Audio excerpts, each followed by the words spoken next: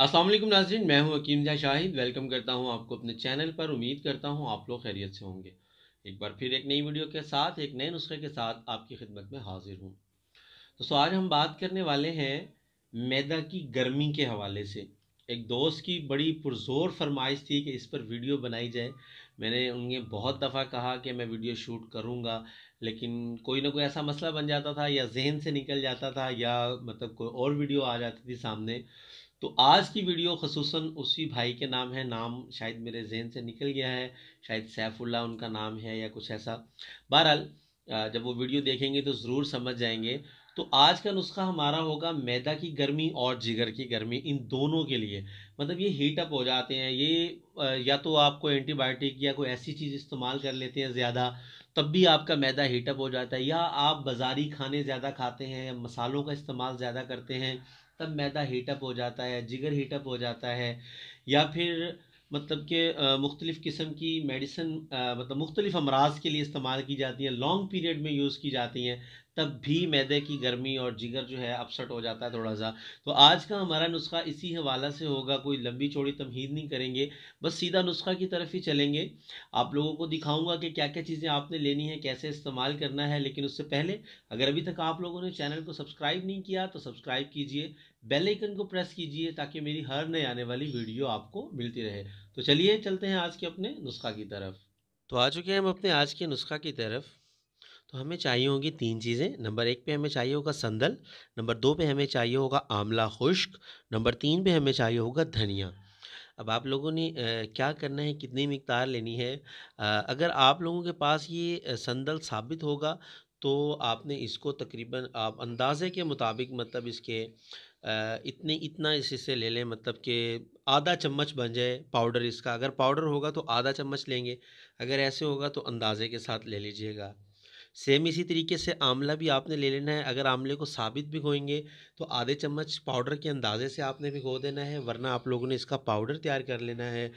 Powder तैयार करने के लिए आपको करना ये होगा कि इसकी जो ये गिटलियाँ हैं, ये आपने निकाल देनी हैं, इसको ज़ाया कर देना है, और आपने सिर्फ जो आंवले का ये छिलका है, इसको आपने इस्तेमाल करना है।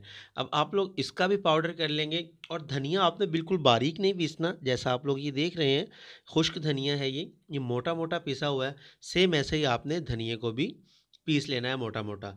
अब आधा चम्मच हम लेंगे संदल का, आधा चम्मच हम लेंगे आंवला खुश्क का, और आधा चम्मच हम लेंगे धनिया खुश्क थोड़ा सा कुटा हुआ। अब आपने क्या करना है कि एक गिलास पानी लेना है और रात को उसमें इन तीनों चीज़ों को भिगो देना है। रात को आप किसी मिट्टी के बर्तन में अगर भिगोएंगे तो बहुत बेहतर है। अगर आपके पास कोई शीशे का बर्तन है तो शीशे के बर्तन में भी आप इसे भिगो सकते हैं। अब उसके बाद आपने ये करना है कि सुबह को आपने इसको मल छान लेना है। मतलब कि ये नरम हो जाती हैं चीज़ें, आपने थोड़ा सा हाथ के साथ इसको हाथ के साथ मसल लेना है, ताकि आंवला और ये सब चीज़ें मेल्ट हो जाएं अंदर अच्छे तरीके से। और मसलने के बाद आपने किसी बारीक कपड़े के साथ उसको छान लेना है। अब छानने के बाद जो आपके पास पानी होगा वो आपकी दवा है। और अब आप उसमें बतौर ज़ायका थोड़ी सी चीनी, शक्कर कुछ भी डाल सकते हैं।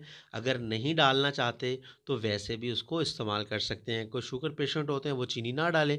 अगर कोई शुगर पेशेंट नहीं है, अगर उसको ज़ायका अच्छा नहीं लग रहा है, या वो चाह रहा है कि इसको मीठा कर लूँ, तो आप हस्बे ज़ायका शक्कर या चीनी शामिल कर सकते हैं। अब इसको कब कब इस्तेमाल करना है, कैसे करना है, ये भी आगे चल के आपको बताते हैं।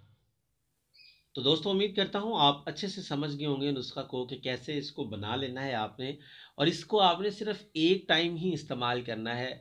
मतलब जैसा मैंने आपको बताया है कि रात को इसको आप पानी में भिगो देंगे, सुबह को इसका पानी जो होगा वो आपने मल छान कर इसको, मतलब किसी बारीक कपड़े के साथ पुन के पी लेना है। सुबह निहार मुँह, ये सिर्फ दिन में आपने एक टाइम इस्तेमाल करना है।